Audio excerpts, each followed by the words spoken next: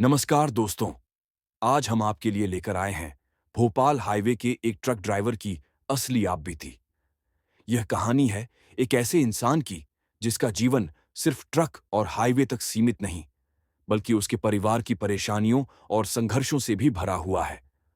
हर मोड़ पर डर, खौफ और भावनाओं के रंग आपको पूरी तरह से कहानी में बांध लेंगे। तो चलिए शुरू करते हैं यह डर और दिलचस्पियों से भरी कहानी, सिर्फ आपके अपने चैनल खौफ की दस्तक पर। उस रात भोपाल हाईवे पर ठंडी हवा चल रही थी। मैं अपनी पुरानी अशोक लेलैंड ट्रक लेकर निकला था। MP09H4721। मेरे साथ मेरा खलासी शकील बैठा था, वही पुराना साथी जो हर सफर में मेरे साथ रहता है। हम लोग मंडी से अनाज लादकर इंदौर की तरफ जा रहे थे। सड़क खाली थी, बस कहीं कहीं दूर हेडलाइट्स की चमक दिखती थी। घर से निकलते वक्त सीमा ने बस इतना कहा था, जल्दी लौट आना रामू, दवा खत्म हो गई है, चिंटू की फीस भी भरनी है इस हफ्ते। मैंने सिर हिलाया था, पर दिल अंदर से टूट चुका था। जेब में बस 500 रुपए बचे थे। कंपनी का पिछला पेमेंट अभी तक अटका हुआ था। जब जब मैंने अकाउंट वाले को फोन किया, वही जवाब, सर, बिल पास नहीं हुआ अभी। मैं जानता था कि घर की दवा, बच्चे की फीस, पेट्रोल का खर्च, सब मेरे इन पहियों पर टिका है। अगर ये ट्रक रुक गया तो जिंदगी भी रुक जाएगी।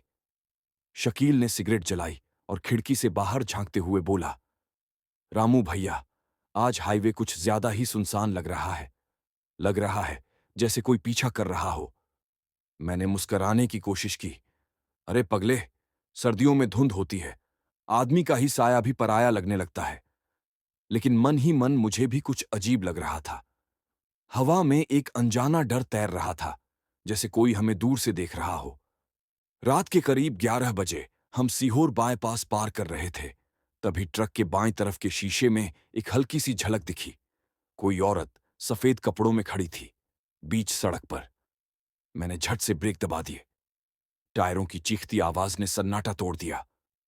कौन है ये? शकील चिल्लाया। ट्रक से उतरकर मैं सड़क के किनारे गया, पर वहां कोई नहीं था। बस धुंध, ठंडी हवा और ट्रक की हेडलाइट का फैलता हुआ उजाला। अभी तो थी यार, मैंने बुदबुदाया। शकील डर के मारे कांप रहा था। रामू भैया, चलो यहां से, ये जगह ठीक नहीं लग रही।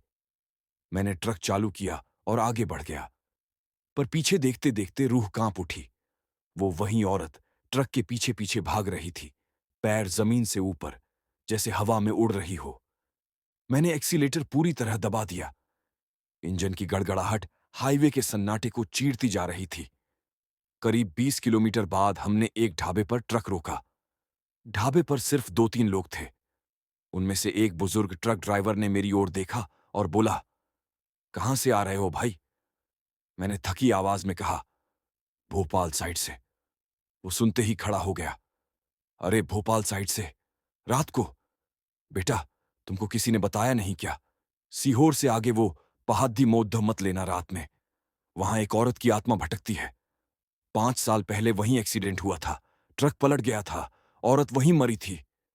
तब से जो भी उस रास्ते से जाता है, वो दिख जाती है उसे। मैं और शकील एक दूसरे को देखने लगे। मेरे गले से आवाज नहीं निकली। वो वो तो हमारे पीछे भाग रही थी, शकील ने डरते हुए कहा। बुजुर्ग ने सिर झुकाया। बस दुआ करो बेटा, वो तुम्हारे साथ हाईवे से बाहर ना निकले। सुबह होते ही भोपाल से बाहर निकल जाना। रात धीरे धीरे बीत रही थी। नींद आंखों से कोसों दूर थी। मैंने ढाबे की चारपाई पर बैठकर सीमा और चिंटू को याद किया। सीमा की खांसी, चिंटू की मासूम आंखें, सब आंखों के सामने घूम रहे थे। मैं सोच रहा था, अगर मैं कल घर नहीं लौटा तो। सुबह लगभग 5 बजे ट्रक दोबारा चालू किया। सूरज निकलने से पहले ही भोपाल की सीमा पार करनी थी। जैसे ही ट्रक ने गंज बसौदा मोड़ लिया, आगे रोड ब्लॉक लगा मिला। 2 आदमी खड़े थे, आरटीओ वाले। रुको, रुक जाओ, उनमें से एक ने हाथ दिखाया। मैंने ट्रक रोका। उन्होंने कागज मांगे। सब ठीक था, फिर भी उन्होंने कहा, लोड ज्यादा है, चालान कटेगा, या फिर कुछ दिखाओ। मेरी जेब में 500 रुपए थे, वही जो सीमा की दवा के लिए थे। शकील मेरी तरफ देखने लगा। मैं जानता था अगर पैसे दे दूं तो दवा नहीं खरीद पाऊंगा। मैंने हिम्मत करके कहा, साहब, यही तो आखिरी पैसे हैं घर के। बीवी बीमार है, बस भोपाल जाकर उतारना है माल। उन्होंने हंसते हुए कहा, तो हमें क्या, नियम सब पर बराबर है। पर तभी पीछे से एक सफेद जीप आई। कंपनी के मालिक शेखर भाई उतरते हुए बोले, रामू, तू यहां? मैंने सिर झुकाया। साहब, आरटीओ वाले रोक रहे हैं। शेखर भाई ने दोनों अफसरों से बात की और कुछ ही मिनटों में हमें जाने दिया गया। शेखर भाई मुस्कराए। रामू, तू ईमानदार आदमी है। तेरे जैसे ड्राइवर अब कम मिलते हैं। चिंता मत कर, तेरा पिछला बिल पास हो गया है। आज शाम तक पैसे मिल जाएंगे। मेरी आंखों में आंसू आ गए। ऐसा लगा जैसे ऊपर वाले ने मेरी सुन ली हो। मैंने इंजन चालू किया और ट्रक आगे बढ़ाया, लेकिन जैसे ही हाईवे का पुराना मोड़ पार किया, रियर मिरर में कुछ हिला। वही सफेद परछाई फिर दिखी। शकील कांपते हुए बोला, भैया, वो फिर आ गई। मैंने रियर व्यू मिरर को नीचे कर दिया और बुदबुदाया, अब जो होगा देख लेंगे। जब तक जान है ट्रक भी चलेगा और हम भी। ट्रक की गड़गड़ाहट सुबह की हवा में गूंजने लगी। भोपाल हाईवे एक बार फिर जिंदा हो उठा। सुबह की ठंडी हवा में भी मेरे माथे पर पसीना था। ट्रक की खिड़की से बाहर झांकता तो सड़क पर हल्की धुंध फैली हुई थी, लेकिन वो सफेद परछाई अब भी मेरी आंखों में बसी थी। चाहे जितना खुद को समझाऊं, दिमाग मानने को तैयार नहीं था कि जो देखा वो बस मेरी थकान का वहम था। शकील ने धीरे से कहा, भैया, आज भोपाल में माल उतरते ही सीधा घर चलते हैं। कुछ ठीक नहीं लग रहा। मैंने गहरी सांस ली। हाँ, लेकिन पहले ये माल पहुंचा दूं। कंपनी वाले खुश होंगे तो शायद कोई बोनस दे दें। घर का खर्चा निकल जाएगा। हम लोग करीब 10 बजे भोपाल के बाहरी इलाके में पहुंचे। पुरानी फैक्ट्री के बाहर अनाज का गोदाम था। ट्रक रोकते ही 2 मजदूर आ गए। माल उतरवाते वक्त मैं बार बार पीछे देखता रहा। पता नहीं क्यों लग रहा था कि कोई हमें देख रहा है। जब आखिरी बोरियां उतर गईं, तभी मोबाइल बजा। सीमा का कॉल था। आवाज बहुत कमजोर थी। रामू, डॉक्टर कह रहा है कि दवा आज ही लेनी होगी। चिंटू स्कूल नहीं गया आज, फीस बाकी है। मैं कुछ कह नहीं पाया, गला भर आया। उसी वक्त शेखर भाई आए। बोले, रामू, बढ़िया काम किया तूने। कल रात सुना उस पहाड़ी मोड़ पर फिर किसी ड्राइवर को हादसा हुआ। तू बच गया, किस्मत वाला है। ले, ये रहा तेरा पेमेंट, 5,000 नगद। मेरे हाथ कांप गए। ऐसा लगा जैसे किसी ने फिर से जिंदगी लौटा दी हो। मैंने फौरन सीमा को पैसे भेज दिए और कहा, अब चिंता मत करना। माल उतरने के बाद हम दोनों ढाबे पर खाना खाने रुके। धूप निकल आई थी, पर दिल से वो रात उतरी नहीं थी। तभी ढाबे वाला, जो भोपाल का पुराना आदमी था, धीरे से बोला, भैया, उस सड़क पर अब मत जाना रात को। वहां एक औरत मरी थी, अपने बच्चे के साथ। ट्रक ने टक्कर मारी थी उसे। ड्राइवर भाग गया था। तब से वो उसी हाईवे पर अपने बच्चे को ढूंढती रहती है। जो भी माँ बाप है या अपने घर वालों के लिए परेशान होता है, उसे वो दिखती है। मेरे हाथ की रोटी वहीं ठिठक गई। क्या इसलिए वो मुझे दिखी थी? क्या इसलिए वो मेरे पीछे दौड़ी? कहीं वो मेरी सीमा जैसी मां तो नहीं, जो अपने बच्चे की फिक्र में भटक रही है? शकील ने कहा, भैया, अब वापसी में दूसरा रास्ता लेते हैं। मैंने सिर हिलाया। नहीं शकील, वही रास्ता लेंगे। अगर वो आत्मा है तो शायद कुछ कहना चाहती है। रात करीब 8 बजे हम फिर उसी रास्ते पर लौट रहे थे, सीहोर हाईवे। सड़क पर सन्नाटा पसरा था। बस ट्रक की हेडलाइट का उजाला और इंजन की घरघराहट। थोड़ी दूर जाकर मैंने देखा, सड़क के किनारे कोई परछाई खड़ी थी। वही सफेद कपड़े, वही बाल, वही साया। शकील चीखा, भैया, वो फिर आ गई। मैंने गियर बदला और ट्रक धीरे किया। दिल तेज धड़क रहा था। वो औरत धीरे धीरे सड़क पर आई, हाथ फैलाकर जैसे कुछ मांग रही हो। मैंने शीशे से देखा। उसके पैरों के नीचे जमीन नहीं थी, वो हवा में थी। मैंने ट्रक रोका, इंजन बंद किया। कौन हो तुम? मैंने जोर से पूछा। कोई जवाब नहीं आया। बस हवा का झोंका चला और सड़क पर हल्की धुंध छा गई। अचानक मेरे कानों में एक बच्चे की रोने की आवाज गूंजी। वो कहीं दूर से आ रही थी। मां, मां। मैंने नीचे उतरना चाहा, पर शकील ने मेरा हाथ पकड़ा। मत जाओ भैया, ये वही है। पर जाने क्यों मेरे कदम अपने आप आगे बढ़ते चले गए, जैसे किसी अदृश्य ताकत ने खींच लिया हो। वो औरत अब मेरे सामने थी। चेहरा साफ नहीं दिख रहा था, बस आंसू जैसे बह रहे हों उसकी आंखों से।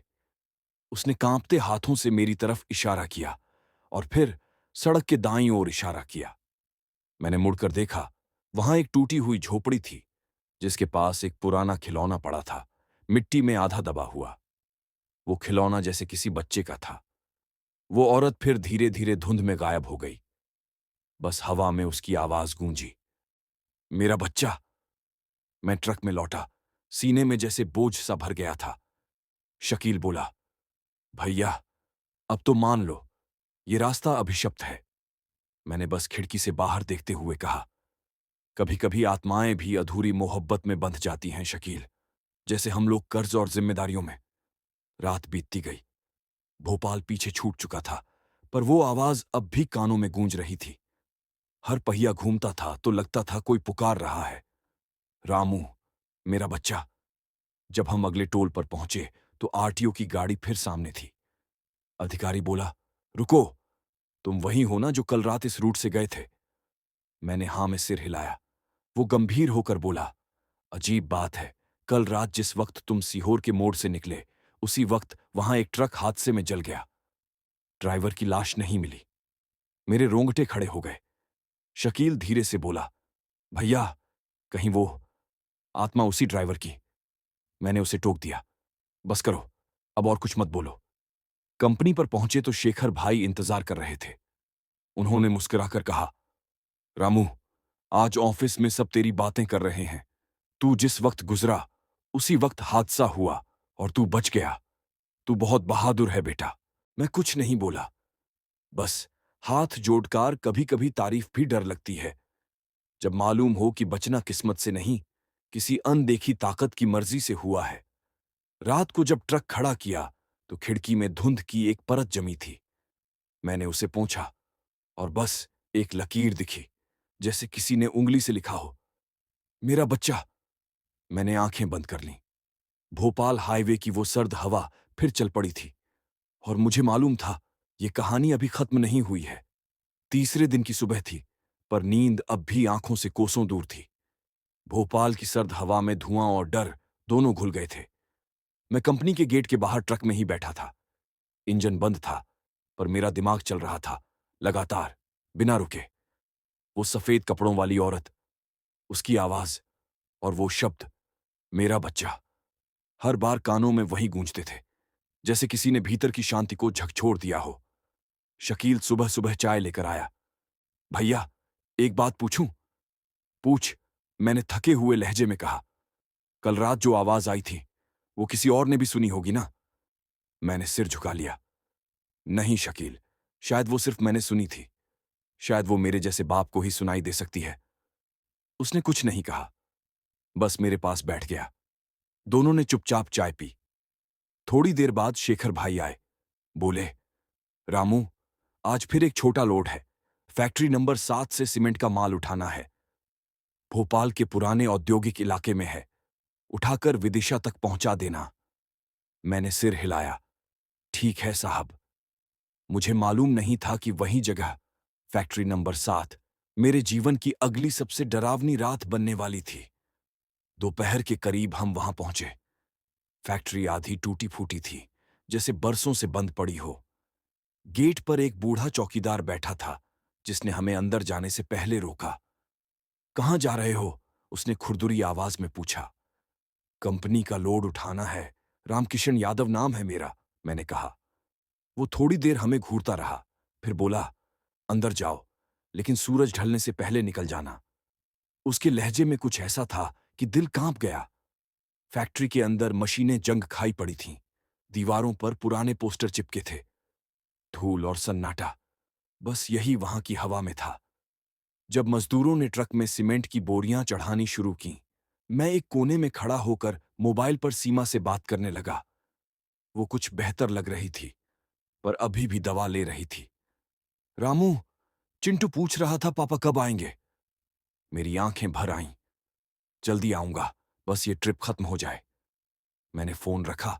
तभी पीछे से किसी के रोने की आवाज आई, जैसे कोई बच्चा रो रहा हो। मुड़कर देखा तो कोई नहीं था, सिर्फ हवा चल रही थी और धूल उड़ रही थी। शकील, मैंने आवाज दी। वो दौड़ता हुआ आया। क्या हुआ भैया? किसी बच्चे की आवाज आई। सुनाई नहीं दी तुझे? वो डर के मारे कांप गया। नहीं भैया, यहां तो कोई नहीं है। मैंने चारों तरफ देखा। तभी मेरी नजर फैक्ट्री के पिछले हिस्से में जली हुई दीवार पर पड़ी। वहां कुछ लिखा था, काले कोयले से, मां और बेटा। मेरी रीढ़ की हड्डी तक ठंडी लहर दौड़ गई। क्या ये वही आत्मा थी? क्या ये वही जगह थी जहां हादसा हुआ था? हमने जल्दी से माल लाद लिया और निकलने की तैयारी की। लेकिन जैसे ही ट्रक स्टार्ट किया, इंजन 3 बार बंद हुआ। शकील बोला, भैया, ये तो ठीक नहीं है, चलो बाहर निकलें। मैंने फिर कोशिश की। चौथी बार ट्रक स्टार्ट हुआ, पर इंजन से अजीब सी आवाज आई, जैसे कोई अंदर से कराह रहा हो। हमने ट्रक को गेट के बाहर निकाला तो वहीं चौकीदार खड़ा था। वो बोला, तुम दोनों उस औरत को देख चुके हो ना? मैंने डरते हुए पूछा, आपको कैसे पता? वो धीरे से बोला, मैं यहां 15 साल से चौकीदार हूं बेटा। उस हादसे के वक्त भी यहीं था। उस औरत का नाम सुषमा था, फैक्ट्री में काम करती थी। एक रात ट्रक ने उसे और उसके बेटे को कुचल दिया था। ट्रक वाला भाग गया था, पर वो आत्मा यहीं रह गई। हर साल कुछ ड्राइवर उसे देखते हैं। मैंने पूछा, क्यों हमें ही दिखाई दी? वो बोला, क्योंकि तू भी एक बाप है जो अपने बच्चे की चिंता में जी रहा है। शायद उसे तू अपने जैसा लगा। मैं सन्न रह गया। दिल के अंदर कुछ टूट गया। मैंने चौकीदार से पूछा, उसकी आत्मा को शांति कैसे मिलेगी? वो बोला, वो बच्चा कभी मिला ही नहीं। अगर किसी को उसकी निशानी मिल जाए तो उसकी मां को चैन मिल जाएगा। मैंने वही झोपड़ी याद की जो हाईवे के पास देखी थी, और वो मिट्टी में दबा खिलौना, शायद वही उसका था। मैंने तय किया, आज रात मैं फिर उस जगह जाऊंगा। चाहे कुछ भी हो जाए, उस औरत को चैन दिलाकर ही लौटूंगा। रात करीब 9 बजे हम फिर सीहोर मोड़ पर पहुंचे। आसमान में बादल थे, बिजली चमक रही थी। मैंने ट्रक वहीं रोका जहां पिछली बार वो दिखी थी। मैं नीचे उतरा और मिट्टी में खोजने लगा। वही पुराना खिलौना अब भी वहीं था, पर इस बार उसके पास कुछ और था। एक टूटी हुई चप्पल और पास में एक छोटा सा लॉकेट। मैंने लॉकेट उठाया। अंदर एक औरत और बच्चे की पुरानी तस्वीर थी। वही चेहरा, वही सफेद साड़ी। तभी पीछे से हवा का तेज झोंका आया और ट्रक की हेडलाइट अपने आप जल उठी। धुंध के बीच वो परछाई फिर सामने थी। उसने हाथ जोड़कर मेरी तरफ देखा। आंखों से आंसू बह रहे थे, और फिर धीरे धीरे गायब हो गई, जैसे कोई बोझ उतर गया हो। हवा हल्की हो गई थी। मैंने आसमान की ओर देखा, जैसे कोई ऊपर से मुस्कुरा रहा हो। शकील बोला, भैया, लगता है अब वो चैन पा गई। मैंने सिर झुका लिया। हाँ शकील, शायद अब उसे उसका बच्चा मिल गया। जब ट्रक दोबारा चला तो रास्ता अब उतना डरावना नहीं लग रहा था। हर मोड़, हर पहिया अब जैसे कोई दुआ पड़ रहा था। सुबह जब हम भोपाल लौटे तो शेखर भाई ने कहा, रामू, आज तेरे चेहरे पर अलग चमक है। तू कुछ अच्छा काम करके आया लगता है। मैंने बस मुस्कुराकर कहा, साहब, आज पहली बार लगा कि ये सड़कें भी जानती हैं कि कौन सही है। कंपनी के लोग तारीफ कर रहे थे। मुझे बोनस भी मिला, लेकिन मेरे अंदर एक सुकून था जो किसी पैसे से नहीं मिल सकता था, क्योंकि मुझे लगा मैंने किसी भटकी आत्मा को उसकी मंजिल तक पहुंचा दिया है। रात को जब घर पहुंचा तो सीमा दरवाजे पर खड़ी थी, मुस्कुरा रही थी। चिंटू मेरी गोद में कूद गया। उसकी मासूम मुस्कान ने सब थकान मिटा दी। और तभी मन में एक आवाज गूंजी। वो औरत की नहीं, मेरे अंदर की थी। हर बाप का डर बस एक ही होता है, अपने बच्चे की आंखों में कमी देखना। मैंने चिंटू को सीने से लगा लिया। बाहर भोपाल हाईवे अब भी फैला था, लंबा, डरावना, पर कहीं न कहीं अब शांत, क्योंकि अब वहां कोई भटकती आत्मा नहीं थी। 3 दिन बीत चुके थे उस रात के बाद। सीमा अब ठीक थी। चिंटू फिर से स्कूल जाने लगा था, और मुझे पहली बार लगा कि जिंदगी पटरी पर लौट रही है। भोपाल की सर्द हवा में अब डर नहीं, एक सुकून था। मैं हर सुबह ट्रक धोता, इंजन की आवाज सुनता और सोचता, यही मेरा साथी है, यही मेरी कमाई, यही मेरी दौलत। पर शायद जिंदगी इतनी आसान कहाँ होती है। जिस सड़क ने मुझे डर दिखाया था, अब वही सड़क मुझे एक और परीक्षा देने वाली थी। उस दिन कंपनी से फोन आया, रामू, विदिशा की फैक्ट्री से गुनाह तक माल पहुंचाना है, ट्रक कल ही तैयार रख। मैंने बिना सोचे हां कहा। शकील भी राजी था। हम दोनों को लगा कि अब सब ठीक है, पर किसे पता था कि भोपाल हाईवे ने हमें पूरी तरह छोड़ा नहीं था। अगले दिन सुबह सुबह हम निकले। सड़क नई थी, पर रास्ता वही, भोपाल हाईवे का जुड़ाव हर दिशा से था। शकील ने रेडियो ऑन किया। पुराने गाने चल रहे थे। जिंदगी एक सफर है सुहाना। मैं मुस्कुराया, पर भीतर कहीं एक हल्का डर अब भी था। करीब 2 घंटे बाद हम एक पुराने पेट्रोल पंप पर रुके। वहां कुछ बूढ़े ड्राइवर बैठे बीड़ी पी रहे थे। एक ने मुझे देखा और बोला, अरे, तुम वही रामू यादव ना, जिसने उस पहाड़ी मोड़ वाली आत्मा को चैन दिलाया। मैं चौंका। तुम्हें कैसे पता? वो हंसकर बोला, अरे भैया, अब तो सब जानते हैं। भोपाल हाईवे का डर खत्म करवाने वाला ड्राइवर तू ही तो है। सब लोग मेरे कंधे थपथपाने लगे। मुझे गर्व भी हुआ, पर कहीं दिल में हल्की घबराहट भी, जैसे किस्मत को इतना खुश होते देखना पसंद नहीं। रात को जब हम गुनाह के पास पहुंचे, तो आसमान में बादल थे। बारिश शुरू हो चुकी थी। सड़क पर कीचड़, हवा में ठंडक और ट्रक की हेडलाइट बस मुश्किल से 10 मीटर तक रोशनी फैला पा रही थी। शकील ने कहा, भैया, आज रात यहीं किसी ढाबे पर रुक चलते हैं। मैंने कहा, थोड़ा आगे बढ़ते हैं, यहां बहुत सुनसान है। करीब आधा घंटा चला ही था कि ट्रक की हेडलाइट झपकी और बंद हो गई। सड़क अंधेरे में डूब गई। मैंने गाड़ी रोकी। फ्यूज गया लगता है। शकील नीचे उतरा, टॉर्च लेकर वायर चेक करने लगा। तभी दूर, ट्रक की रोशनी के पार, सड़क के किनारे किसी आदमी की आकृति दिखी। काले कपड़े, सिर पर टोपी और हाथ में लालटेन। मैंने आवाज दी, कौन है वहां? कोई जवाब नहीं। वो आदमी धीरे धीरे पास आने लगा। शकील ने ट्रक की बोनट से झांकते हुए कहा, भैया, ये तो कुछ जाना पहचाना लगता है। वो पास आया तो मैंने देखा, चेहरा आधा जला हुआ था, आंखों में अजीब चमक थी। वो बोला, रामकिशन यादव, याद है मुझे? मैं सन्न रह गया। तुम कौन? वो हंसा, मैं वही हूं जिसे तूने कभी सड़क पर अकेला छोड़ दिया था, 5 साल पहले। दिल धक से रह गया। 5 साल पहले का एक हादसा याद आया, जब मैं इंदौर जा रहा था और रात में ट्रक के सामने एक मोटरसाइकिल आई थी। मैंने ब्रेक लगाया था, पर बाइक फिसल गई। एक आदमी गिर पड़ा, चोट लगी थी। मैं रुका था, पर पीछे से दूसरा ट्रक आ गया। डर के मारे मैं निकल गया था। मैंने कभी पलटकर नहीं देखा था कि वो आदमी जिंदा रहा या नहीं। नहीं, ऐसा नहीं था। मैंने बुदबुदाया। वो आदमी चिल्लाया, तूने मुझे मरने के लिए छोड़ दिया था रामू यादव। अचानक हवा का झोंका आया, लालटेन बुझ गई और वो आदमी गायब हो गया। मैं ठिठक कर खड़ा रह गया। शकील बोला, भैया, यहां कोई नहीं है। मैं कांप गया, पर मैंने उसकी आवाज सुनी थी, साफ सुनी थी। हमने जल्दी से हेडलाइट ठीक की और वहां से निकल गए। पर जैसे ही ट्रक आगे बढ़ा, डैशबोर्ड पर लगी भगवान की तस्वीर गिर गई। ट्रक की स्पीड अपने आप बढ़ने लगी। मैंने ब्रेक दबाया। Brake fail. शकील, नीचे कूद जा। वो डर के मारे जाम हो गया। ट्रक लगभग 100 की रफ्तार से दौड़ रहा था। सामने एक मोड़ था, वही मोड़ जहां से नीचे खाई जाती थी। हे भगवान! मैंने स्टीयरिंग मोड़ा और ट्रक बाएं तरफ झुक गया। बस कुछ इंच बचा, वरना हम खाई में गिर जाते। इंजन बंद हो गया। सब कुछ शांत। कुछ सेकंड बाद शकील ने कांपती आवाज में कहा, भैया, क्या ये वही आदमी था जो तूने बताया था? मैंने सिर झुका लिया। हाँ शकील, वो मेरी गलती थी, 5 साल पुरानी। शायद अब मेरी सजा शुरू हो चुकी है। रात भर हम वहीं रुके।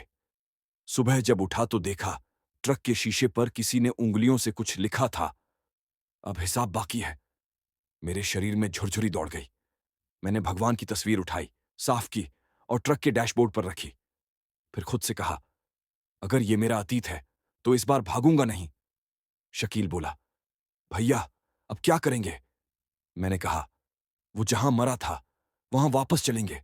अगर उसकी आत्मा सजा मांग रही है, तो उसे सच्चाई देंगे। हमने ट्रक मोड़ा और वापस उसी पुराने रास्ते पर निकल पड़े। जहां 5 साल पहले मेरा पाप दफन था। भोपाल हाईवे फिर वहीं बन गया था। धुंध, सन्नाटा और मेरे गुनाह का आईना। हर मोड़, हर किलोमीटर अब मेरे अंदर की बेचैनी बढ़ा रहा था। मुझे पता था, ये सफर डर का नहीं, माफी का सफर था, और मैं उसे पूरा करूंगा, चाहे जान चली जाए। सुबह का वक्त था, पर धुंध इतनी घनी थी कि सूरज तक नजर नहीं आ रहा था। भोपाल से इंदौर वाले पुराने हाईवे पर हम धीरे धीरे बढ़ रहे थे। शकील चुप था, बस इंजन की आवाज और टायरों की घर्र घर्र सुनाई दे रही थी। मेरे दिल में अजीब बेचैनी थी, जैसे हर पेड़ के पीछे कोई खड़ा मुझे देख रहा हो। 5 साल पुराना वो हादसा अब मेरी आंखों के सामने घूम रहा था। वो रात, जब बारिश हो रही थी और एक बाइक सवार अंधेरे से निकलकर ट्रक के आगे आ गया था। मैंने ब्रेक मारा, लेकिन ट्रक फिसल गया। वो आदमी सड़क पर गिर पड़ा, सिर से खून बह रहा था। मैं उतरा था, उसकी सांसें चल रही थीं। तभी पीछे से एक और ट्रक आता दिखाई दिया, और डर के मारे मैं अपने ट्रक में बैठा और चला गया। उस वक्त लगा था शायद कोई बचा लेगा उसे, लेकिन अब समझ आया, वो अकेला था और मैंने उसे मरने के लिए छोड़ दिया था। मैंने धीरे से कहा, शकील, अगर आज कुछ हो जाए तो डरना मत। ये रास्ता हमें मेरे की का हिसाब दिलवाने ले जा रहा है। शकील बोला, भैया, आप जो करेंगे मैं साथ हूं। उसकी ये बात सुनकर मेरी आंखें भर आईं। कभी कभी लगता है, ट्रक का असली इंजन ईंधन नहीं, साथ चलने वाले का भरोसा होता है। करीब 2 घंटे बाद हम उस जगह पहुंचे। सड़क के किनारे टूटी रेलिंग अब भी वहीं थी। पास में झाड़ियां उग आई थीं, और एक पुराने पेड़ के नीचे मिटी हुई मिट्टी के बीच किसी ने छोटा सा पत्थर रख छोड़ा था, जैसे कोई नाम का निशान हो। मैं उतर गया। हवा में ठंडक थी, लेकिन दिल में आग जल रही थी। मैंने धीरे से कहा, अगर तू सच में यहां है तो सामने आ। कुछ पल सन्नाटा रहा, फिर एक हल्की फुसफुसाहट सुनाई दी, तू आया तो है, पर देर कर दी रामकिशन। मैंने चारों ओर देखा, कोई नहीं था, पर हवा का झोंका मेरे चेहरे को छूता गया और मिट्टी में रखा पत्थर हल्का सा हिल गया। शकील डर कर पीछे हटा। भैया, ये अपने आप हिला। अचानक ट्रक की हेडलाइट अपने आप जल गई। ट्रक का इंजन स्टार्ट हो गया, जबकि चाबी मेरी जेब में थी। ट्रक धीरे धीरे खुद चलने लगा, जैसे कोई और चला रहा हो। मैं दौड़कर ट्रक की तरफ गया, दरवाजा खोला और देखा कि ड्राइवर सीट पर वहीं जला हुआ आदमी बैठा था। उसकी आंखों में आग थी, होंठ सिले हुए और चेहरा पहचान से बाहर। वो बोला, क्यों आया है अब? अब सब खत्म हो चुका है। मैं कांप गया। मुझे माफ कर दो, मैं डर गया था उस रात। मेरा ऐसा इरादा नहीं था। वो चीखा, डरने वाले इंसान का गुनाह और बढ़ जाता है। ट्रक के चारों पहिए जमीन से ऊपर उठने लगे। शकील चिल्ला रहा था, भैया नीचे कूदो। पर मैं वहीं खड़ा था। मैंने दोनों हाथ जोड़कर कहा, अगर तू मेरी वजह से इस दुनिया से गया तो मैं तेरे आगे सिर झुका के माफी मांगता हूं, लेकिन मैं अब भागूंगा नहीं। कुछ पल बाद हवा रुक गई। ट्रक धीरे धीरे नीचे आया, इंजन बंद हुआ। उस आदमी का चेहरा अब उतना डरावना नहीं था। वो मुझे देखता रहा, फिर बोला, तेरे पछतावे ने मेरी बेचैनी मिटा दी। अब मैं जा सकता हूं। वो धीरे धीरे गायब हो गया। बस हल्की सी रोशनी रह गई और ट्रक के शीशे पर धुंध में लिखा था, माफ किया। मैं वहीं घुटनों के बल बैठ गया। आंखों से आंसू बह निकले। शकील पास आया, मेरे कंधे पर हाथ रखा। भैया, आपने कर दिखाया। डर का सामना किया, सच्चाई बोली। मैंने ट्रक के पहिए छुए और कहा, इस हाईवे ने मुझसे मेरा डर छीन लिया है। अब मैं सिर्फ सुकून चाहता हूं। जब हम वापस लौटे तो सूरज उग चुका था। सड़क सुनहरी लग रही थी। मेरे भीतर पहली बार शांति थी, कई सालों बाद। लेकिन उस दिन के बाद से कुछ अजीब हुआ। जब भी मैं ट्रक स्टार्ट करता, इंजन की आवाज में कहीं एक हल्की सी फुसफुसाहट सुनाई देती, जैसे कोई कह रहा हो, अब डर मत रामकिशन। मैं मुस्कुरा देता। अब डर नहीं था, सिर्फ यकीन था कि गलती मान लेने वाला इंसान ही सच्चा ड्राइवर है, जो सड़क पर नहीं, जिंदगी पर काबू रखता है। उस हादसे के बाद 1 महीना बीत गया। मैं अब पहले जैसा नहीं था। अंदर कुछ बदल गया था। अब मैं डर से नहीं भागता था, बल्कि उससे बातें करता था। रात में ट्रक के ऊपर आसमान देखता और सोचता, कितने लोग इस सड़क पर अधूरे रह गए होंगे। सीमा अब ठीक थी। चिंटू स्कूल जाने लगा था। वो अब हंसता था और हर शाम मेरे आने का इंतजार करता था। कंपनी वाले भी अब मुझे सम्मान से देखते थे। एक दिन कंपनी के मालिक मालिक साहब खुद मेरे पास आए। बोले, रामकिशन, तेरे जैसा ईमानदार ड्राइवर बहुत कम है। अगला बड़ा ट्रिप तुझे मिलेगा, भोपाल से नागपुर तक का। मैंने तुरंत हामी भर दी, पर जब रास्ता देखा तो दिल में हल्की सी हलचल हुई, क्योंकि वो रास्ता फिर से भोपाल हाईवे से ही होकर गुजरता था।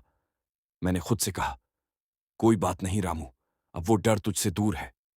अब ये सफर तेरा इम्तिहान नहीं, तेरी पहचान बनेगा। रात के 8 बजे हम ट्रक लेकर निकले। शकील साथ था, हंसमुख, भरोसेमंद। ढाबे से रोटी सब्जी पैक कर ली थी। मौसम सुहाना था, आसमान साफ। जैसे जैसे हाईवे नजदीक आता गया, हवा का रुख बदलता गया। ठंडी हवा की जगह एक अजीब सी गर्माहट आने लगी। मैंने देखा, सड़क के दोनों ओर सूखे पेड़ झुक से गए थे, जैसे किसी अनदेखे बोझ से दबे हों। शकील बोला, भैया, आपको भी लग रहा है ना, कुछ अलग सा माहौल है? मैंने बस धीरे से कहा, हाँ, सड़क पहचान रही है हमें। करीब रात के 11 बजे हम विदिशा पार कर चुके थे। सड़क पर सिर्फ हम थे और कभी कभी दूर किसी ट्रक की हल्की रोशनी। मैंने ट्रक की खिड़की से झांक कर देखा। धुंध फैल रही थी, लेकिन बीच बीच में सड़क पर कोई छाया सी झिलमिल करती दिखती थी। शकील ने कहा, भैया, ये क्या है? मैंने मजाक में कहा, शायद कोई झींगुर या धुआं होगा। पर दिल में कहीं लगा, कुछ गड़बड़ है। तभी अचानक ट्रक का रेडियो अपने आप ऑन हो गया। कोई पुराना गाना बजने लगा। सफर वही, मंजिल वही। पर आवाज बीच में टूट गई और एक अजीब सी फुसफुसाहट सुनाई दी। मेरे हाथ स्टीयरिंग पर जम गए। मैंने तुरंत रेडियो बंद किया, पर आवाज अभी भी चल रही थी। रास्ता खत्म नहीं हुआ, किसी और का हिसाब बाकी है। शकील ने डर कर कहा, भैया, रेडियो तो बंद है। मैंने हिम्मत करके कहा, किसी की शरारत है शायद। पर तभी ट्रक की हेडलाइट झपकी और सड़क पर कोई दिखाई दिया। सफेद कपड़ों में एक औरत, लंबे खुले बाल, चेहरा झुका हुआ और पैर उलटे। शकील चिल्लाया, भैया ब्रेक! मैंने ब्रेक मारा, लेकिन ट्रक वहीं रुक गया जहां वो खड़ी थी, हमारे सामने, सड़क के बीचों बीच। मैंने देखा, वो औरत धीरे धीरे ट्रक के बोनट के ऊपर हाथ फेरने लगी, जैसे कुछ ढूंढ रही हो। फिर उसने चेहरा उठाया और उसकी आंखें खून जैसी लाल थीं। वो बोली, तू ही है ना, जिसने मेरे भाई को मारा था? मैं घबरा गया। कौन? कौन भाई? वो चीखी, वही जो उस रात तड़पता रहा और तू चला गया।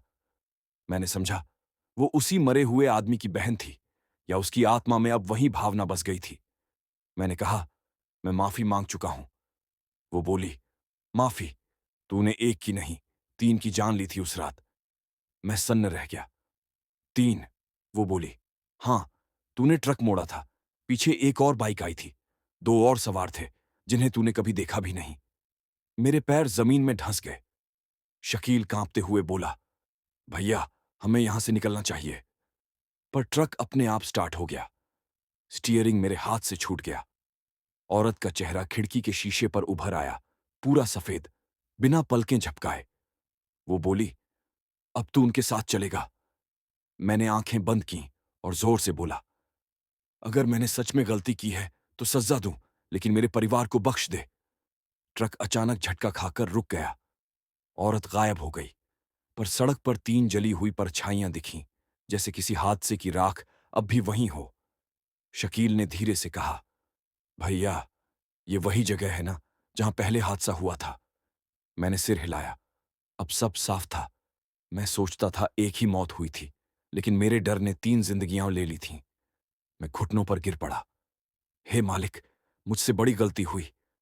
अचानक हवा में वो औरत की आवाज आई, सच मान लिया, यही तेरा पहला कदम है माफी की ओर। फिर सब शांत, बस हवा बह रही थी और ट्रक की हेडलाइट फिर से जल उठी। मैंने स्टीयरिंग संभाला और धीरे धीरे ट्रक आगे बढ़ाया। इस बार पीछे पलटकर नहीं देखा। मुझे पता था, डर खत्म नहीं हुआ, लेकिन अब मैं भागूंगा नहीं। सुबह के 5 बज रहे थे जब मैं और शकील वापस भोपाल शहर में दाखिल हुए।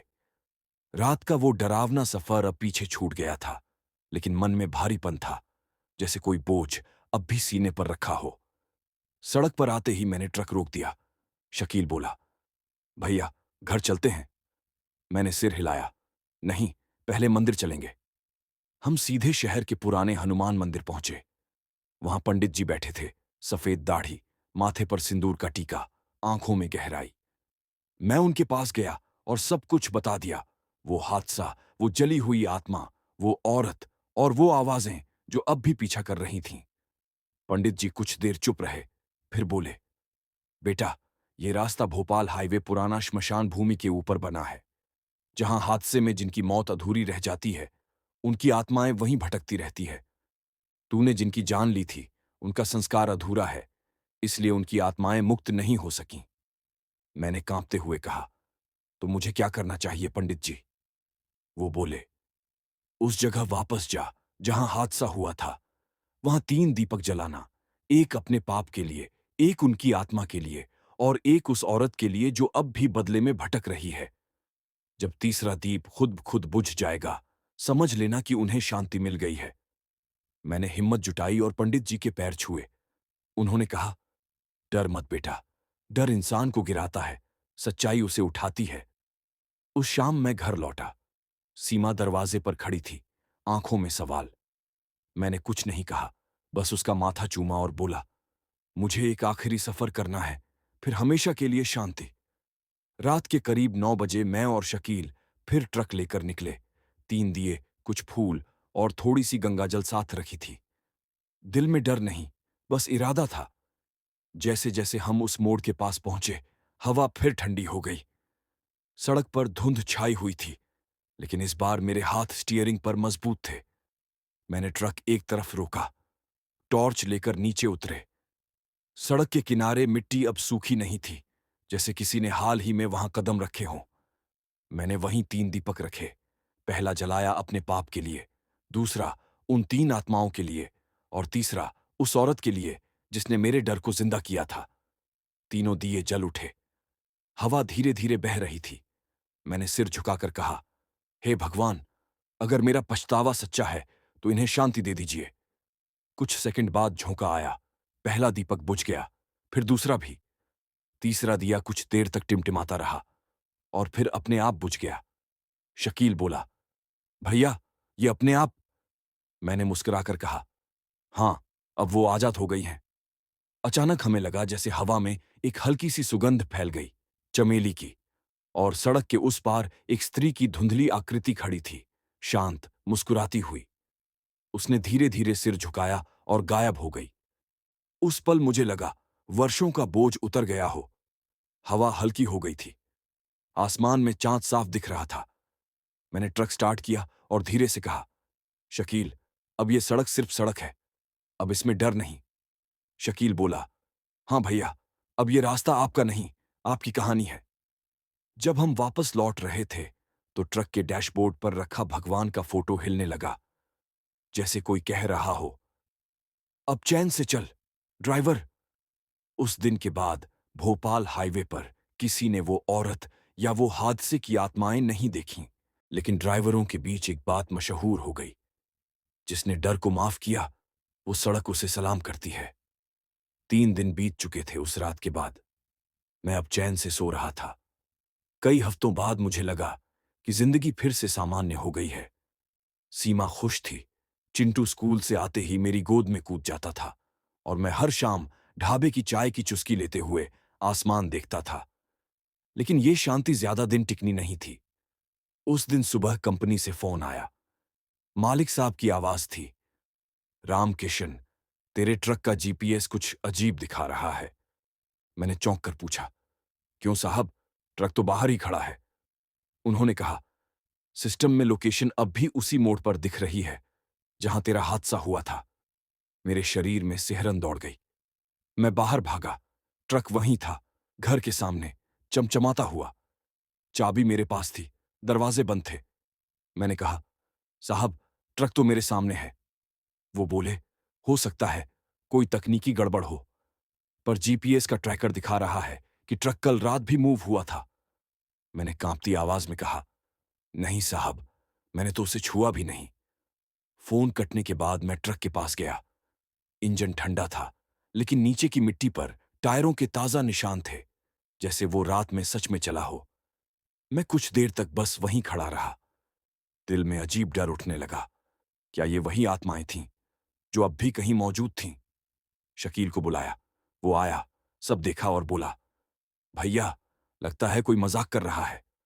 मैंने कहा, मजाक में जीपीएस नहीं चलता शकील।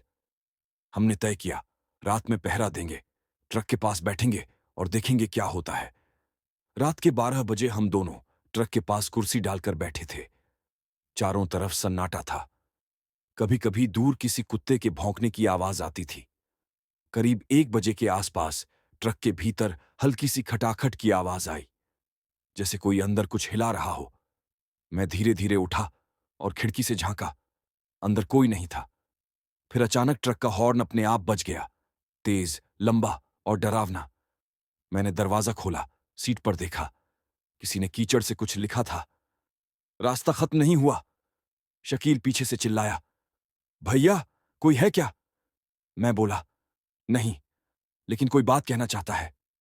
अचानक ट्रक की हेडलाइट अपने आप जल गई और जीपीएस डिवाइस चमकने लगा। स्क्रीन पर एक लाल बिंदु था, वही मोड़। शकील ने डरते हुए कहा, भैया, अब क्या करें? मैंने गहरी सांस ली और कहा, अब भागेंगे नहीं, चलते हैं वहां, देखते हैं कौन हमें बुला रहा है। रात के 2 बजे हम निकल पड़े। सड़क पर धुंध फैली थी, लेकिन ट्रक का रास्ता जैसे खुद अपने आप तय कर रहा था। स्टीयरिंग अपने आप घूमता, गियर अपने आप बदलता। मैं बस साथ बैठा देख रहा था। करीब आधे घंटे बाद हम उसी मोड़ पर पहुंचे। वो जगह फिर से वैसी ही थी, सूनी, डरावनी और सन्नाटे में डूबी हुई। मैंने ट्रक रोक दिया। अचानक ट्रक की हेडलाइट खुद बुझ गई। सिर्फ चांद की हल्की रोशनी बची थी।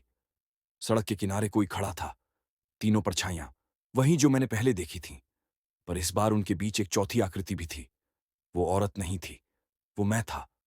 मैं सन्न रह गया। शकील कांप गया। भैया, ये आप ही हैं। वो परछाई मुस्कुराई और बोली, तेरी आत्मा अभी भी रास्ते पर भटक रही है, रामकिशन।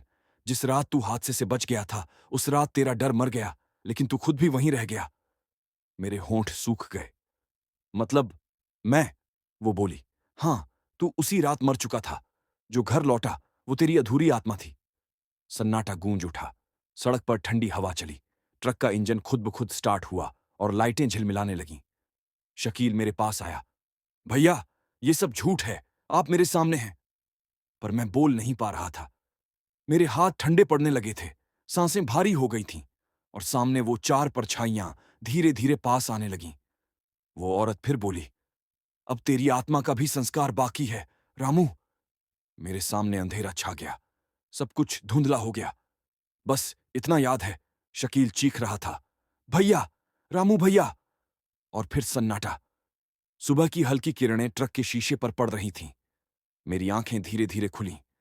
सिर दर्द से फटा जा रहा था, जैसे सारी रात किसी ने मेरा दिमाग निचोड़ दिया हो। पहली नजर ट्रक के अंदर दौड़ी। रामकिशन भैया कहीं नहीं थे। सीट खाली थी, चाय का थर्मस उल्टा पड़ा था, और सामने के शीशे पर कीचड़ से लिखा था, अब मैं सच में शांति में हूं। मेरे गले से आवाज नहीं निकली। मैंने शीशा छुआ। वो लेखन गीला था, मतलब ये रात में ही लिखा गया था। मेरे हाथ कांपने लगे। मैं नीचे उतरा, आसपास देखा। धुंध में सब कुछ वैसा ही था जैसे पिछली रात। वही मोड़, वही पेड़, वही सन्नाटा। लेकिन अब वहां कोई नहीं था। मैंने जोर से पुकारा, भैया। कोई जवाब नहीं। अचानक हवा का झोंका उठा और ट्रक के पीछे की ओर से आवाज आई, जैसे कोई दरवाजा धीरे धीरे बंद हो रहा हो। मैं भागकर पीछे गया। ट्रक का बैक डोर आधा खुला हुआ था। अंदर कुछ नहीं, बस पुराने टायर और रस्सियां। लेकिन नीचे जमीन पर कुछ पड़ा था, रामकिशन भैया की पुरानी कैप। मैंने उसे उठाया। दिल भारी हो गया। रात की वो बातें दिमाग में घूमने लगीं। वो औरत, वो 4 परछाइयां, और वो आवाज जो कह रही थी, तेरी आत्मा अब भी रास्ते पर है। मैं भागकर ट्रक की केबिन में गया और इंजन स्टार्ट करने की कोशिश की।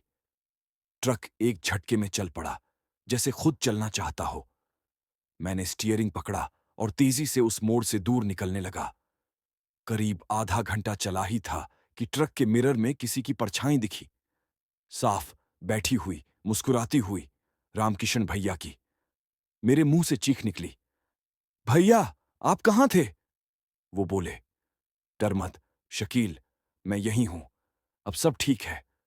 उनकी आवाज में वही पुराना सुकून था, लेकिन चेहरा कुछ अजीब था। मैंने ब्रेक लगाया, ट्रक झटका खाकर रुका।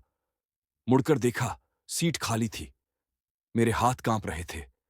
मैंने अपने माथे से पसीना पोंछा और बोला, नहीं, नहीं, ये सपना है। तभी ट्रक के रेडियो से आवाज आई। पुराना गाना चल रहा था, कहीं दूर जब दिन ढल जाए। वो गाना जो भैया हमेशा चलाते थे।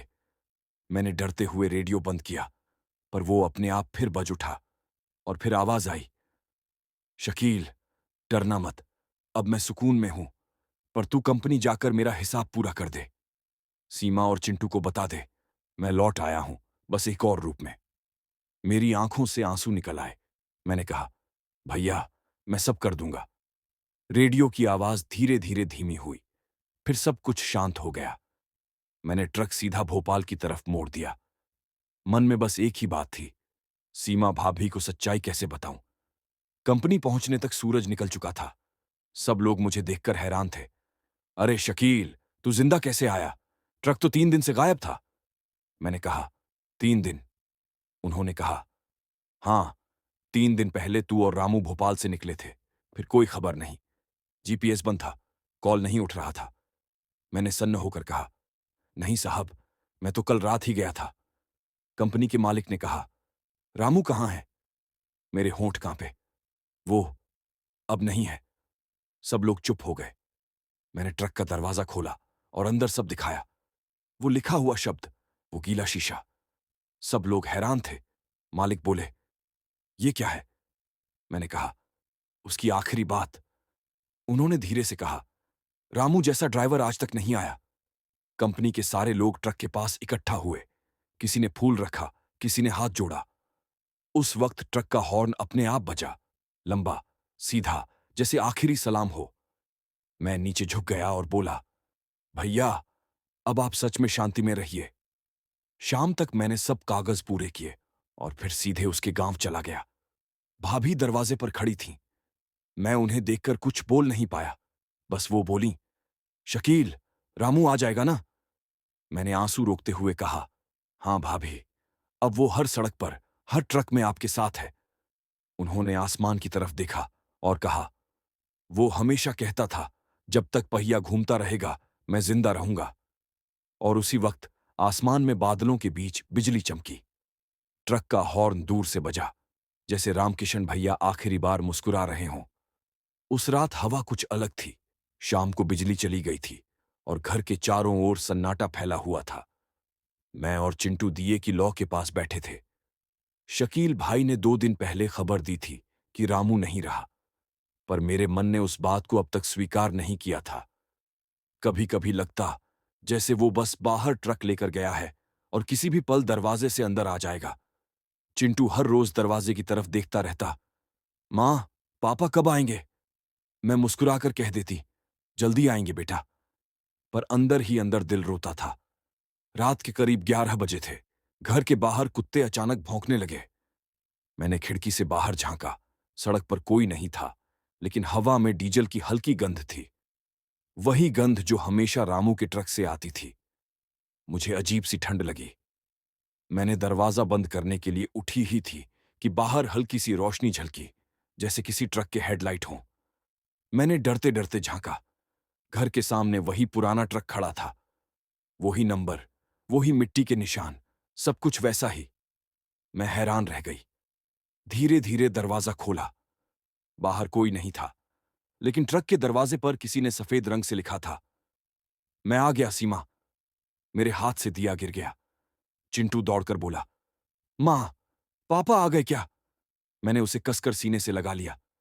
हां बेटा, वो आ गए। पर मेरी आवाज कांप रही थी। अचानक ट्रक का हॉर्न अपने आप बजा, धीरे, शांत, जैसे सलाम कर रहा हो। और फिर अपने आप इंजन बंद हो गया। मैं बाहर गई, लेकिन कोई नहीं था। बस ट्रक की सीट पर रामू की पुरानी जैकेट रखी थी। उसमें एक कागज था, सीमा, चिंटू का ध्यान रखना, अब मैं हर रात तुम्हारे आसपास रहूंगा। मैंने वो जैकेट अपने सीने से लगा ली और रो पड़ी। पहली बार लगा जैसे डर नहीं, सुकून है। उस रात मैंने ट्रक को घर के आंगन में खड़ा रहने दिया, फिर कभी उसे हटाया नहीं। अगले कुछ हफ्ते बीत गए, लेकिन जिंदगी अब भी संघर्ष से भरी थी। पैसे की कमी बढ़ गई थी, स्कूल की फीस बाकी थी और राशन भी खत्म होने वाला था। मैं सोच रही थी कि अब क्या करूं, तभी दरवाजे पर दस्तक हुई। बाहर एक आदमी खड़ा था, वही कंपनी का मालिक। वो बोला, भाभी, ये आपके पति की आखिरी सैलरी और बोनस है। उन्होंने हमारे कई ट्रिप पूरे किए थे। उसने हाथ में एक बड़ा लिफाफा दिया। मैंने कांपते हाथों से खोला। अंदर ठीक उतने पैसे थे जितने मुझे चाहिए थे। मैंने पूछा, पर ये तो उन्होंने हादसे से पहले पूरे नहीं किए थे ना? मालिक मुस्कुराया। कमाल की बात है, कल रात हमारे सिस्टम में उनके साइन वाले सारे पेपर अपलोड हो गए। जीपीएस रिकॉर्ड भी दिखा रहा है कि ट्रक ने एक आखिरी डिलीवरी की है। मेरा दिल धक से रुक गया। वो ट्रक तो यहीं था, मेरे घर के आंगन में। मालिक चला गया। मैंने ट्रक की तरफ देखा। उसकी विंडशील्ड पर सुबह की धूप में कुछ लिखा था, कर्ज चुक गया। उस पल मेरी आंखों में आंसू भर आए। मैं समझ गई, वो अब भी हमारे साथ है। कुछ दिन बाद चिंटू स्कूल से रोते हुए आया। कहा, मां, टीचर ने बोला, मैं फीस नहीं दूं तो निकाल देंगे। मैंने उसे गोद में लिया और कहा, बेटा, कल सब ठीक हो जाएगा। अगले दिन सुबह जब हम स्कूल पहुंचे तो प्रिंसिपल ने कहा, आपके पति ने कल ही बैंक से फीस ट्रांसफर की है। मैंने कांपते हुए कहा, क्या? उन्होंने कहा, हां, हमें रसीद भी मिली है, रामकिशन यादव के नाम से। मैं वहीं बैठ गई। आंसू बह निकले, लेकिन इस बार डर के नहीं, यकीन के थे। वो कहीं नहीं गया था। वो हर उस जगह था जहां हमें उसकी जरूरत थी। उस रात जब सब सो गए, मैं बाहर बैठी थी। हवा में डीजल की खुशबू फिर आई। ट्रक का हॉर्न एक बार धीरे से बजा, जैसे कह रहा हो, डर मत, मैं यहीं हूं। और उस पल चांदनी में मैंने ट्रक की फ्रंट मिरर पर हल्का सा धुंधला चेहरा देखा। रामू मुस्कुरा रहा था। जिंदगी अजीब होती है, कभी वो जो छूट गया वही तुम्हें आगे बढ़ने की ताकत देता है। मुझे आज भी याद है, जब मैं छोटा था तब रात के सन्नाटे में ट्रक का हॉर्न सुनाई देता था। मां कहती थी, तेरे पापा तुझे देखने आए हैं। उस वक्त मैं डरता था, पर जैसे जैसे बड़ा हुआ वो डर मेरे अंदर एक अजीब सुकून में बदल गया। ऐसा लगता था जैसे कोई मुझे हर बार गिरने से पहले संभाल लेता है। समय बीता, मैंने कॉलेज पूरा किया, पर दिल में हमेशा वही सपना था, पापा की तरह ट्रक चलाने का। मां ने पहले मना किया, कहती थी, चिंटू, वो रास्ता बहुत खतरनाक है। पर मैंने कहा, मां, पापा ने वही रास्ता चुना था, अब मैं उसे पूरा करूंगा। आखिर एक दिन वो दिन आ ही गया। पुराना ट्रक जो सालों से आंगन में खड़ा था, उसे मैंने फिर से ठीक कराया। नया पेंट करवाया, इंजन बदला और नंबर प्लेट वहीं रखी। MP09H4737। मैकेनिक ने कहा, भैया, ये ट्रक तो अब भी एकदम बढ़िया हालत में है, जैसे कोई रोज इसकी देखभाल करता रहा हो। मैं मुस्कुराया, हां, कोई करता तो रहा है। जब पहली बार मैंने स्टीयरिंग पकड़ा तो ऐसा लगा जैसे ट्रक खुद पहचान गया हो कि मैं कौन हूं। चाबी घुमाते ही इंजन ने वही आवाज निकाली जो मुझे बचपन से याद थी। मां ने आंखों में आंसू भरकर कहा, तेरे पापा को गर्व होगा तुझ पर। मैंने उनके पैर छुए और निकल पड़ा। भोपाल हाईवे की तरफ रात करीब 8 बजे की थी। हाईवे पर हल्की ठंड थी, हवा के साथ मिट्टी की गंध, वही जो कभी पापा की जैकेट से आती थी। मैंने ट्रक के रेडियो पर गाना लगाया, कहीं दूर जब दिन ढल जाए। दिल धक से भर आया। सड़क सुनसान थी, बस कभी कभी दूर किसी ढाबे की लाइट झिलमिलाती। मैंने स्टीयरिंग पर हाथ रखा और मन ही मन बोला, पापा, अगर आप सच में मेरे साथ हैं तो आज अपनी निशानी दिखाना। ट्रक की हेडलाइट अपने आप तेज हो गई। सड़क पर हल्की धुंध छा गई और फिर मैंने देखा, सड़क के किनारे वहीं पुराना मोड़। मां ने कहा था, यही वो जगह थी जहां हादसा हुआ था। दिल की धड़कन तेज हो गई। मैंने ट्रक स्लो किया। सड़क के बीच में कोई परछाई दिखी, सफेद कपड़े, धुंध में घिरी हुई। मैंने ब्रेक लगाया। ट्रक झटके से रुका। वो परछाई धीरे धीरे पास आई। अब साफ दिख रहा था, वो औरत थी, वही जो पापा को दिखी थी। उसने मुस्कुराकर कहा, तू चिंटू है ना? मैंने कांपते हुए कहा, आप आप कौन? वो बोली, तेरे पापा को मैंने रास्ता दिखाया था, अब तेरी बारी है, डर मत। मैंने पूछा, क्या पापा सच में यहां है? वो मुस्कुराई, देख पीछे। मैंने शीशे में देखा। ड्राइवर सीट के पीछे मेरे पापा बैठे थे। नीली शर्ट, वही मुस्कान, और आंखों में वही सुकून। मेरी आंखों में आंसू आ गए। पापा, वो बोले, बेटा, अब ये रास्ता तेरा है, लेकिन याद रख, हर ट्रक सिर्फ इंजन से नहीं चलता, उसमें दुआ और ईमान भी होना चाहिए। मैं कुछ बोल नहीं पाया। वो औरत धीरे धीरे धुंध में गायब हो गई और पापा का चेहरा भी मद्धम होता गया। लेकिन जैसे ही ट्रक आगे बढ़ा, सड़क के दोनों किनारों पर हजारों दिए जल उठे, जैसे कोई स्वागत कर रहा हो। सुबह जब मैं वापस पहुंचा, मां बाहर खड़ी थीं। उन्होंने कहा, आज रात तू बहुत देर से आया, कहां था? मैंने कहा, मां, आज मैंने पापा से मुलाकात की। वो मुस्कुराईं, आंखों में चमक थी। मुझे पता था बेटा, वो तेरे साथ हैं। उस दिन के बाद मैं हर सफर में एक सुकून महसूस करता हूं। कभी कभी ट्रक का हॉर्न अपने आप बज जाता है, कभी रेडियो वही पुराना गाना बजा देता है, और जब भी मैं उस मोड़ से गुजरता हूं, सड़क पर हल्के हल्के दिए जल उठते हैं, जैसे कोई कह रहा हो, सफर अब भी जारी है। साल बीत गए। मैं अब 22 साल का था और ट्रक चलाने का प्रशिक्षण पूरा कर चुका था। मां ने मुझे हमेशा यही कहा था, पापा ने ये रास्ता तुझसे लिया था, अब ये तेरी जिम्मेदारी है। मैंने हर दिन ड्राइविंग सीखी, पुराने हाईवे के नक्शे याद किए। भोपाल हाईवे का हर मोड़, हर पेड़ मेरे लिए जीवंत था। कभी कभी लगता था, पापा मेरे पीछे खड़े हैं और मुझे सुरक्षित देख रहे हैं। एक दिन मुझे अपनी पहली अकेली डिलीवरी करनी थी, भोपाल से जबलपुर। सभी काम निपटाकर मैं ट्रक लेकर निकल पड़ा। सड़क पर हल्की धुंध थी, मौसम सुहावना। मुझे वहीं अजीब सा सुकून महसूस हो रहा था जो पापा के साथ रहते था। करीब आधी रात मैं उस पुराने मोड़ के पास पहुंचा। हवा ठंडी थी और सड़क पर सन्नाटा। तभी मैंने देखा, सड़क के किनारे कोई खड़ा था, सफेद कपड़े, धुंध में घिरी हुई। पहली नजर में लगा, वही औरत, लेकिन उसके हाथ में एक छोटी सी मोमबत्ती थी। वो धीरे धीरे मेरे ट्रक की ओर बढ़ी। मैंने ब्रेक लगाया और धीरे से बोला, आप आप कौन हैं? वो मुस्कुराई और बोली, मैं मदद मांग रही हूं, मुझे इस हाईवे से निकाल दो। मैंने हिम्मत जुटाई और कहा, ठीक है, मैं तुम्हें सुरक्षित ले जाऊंगा।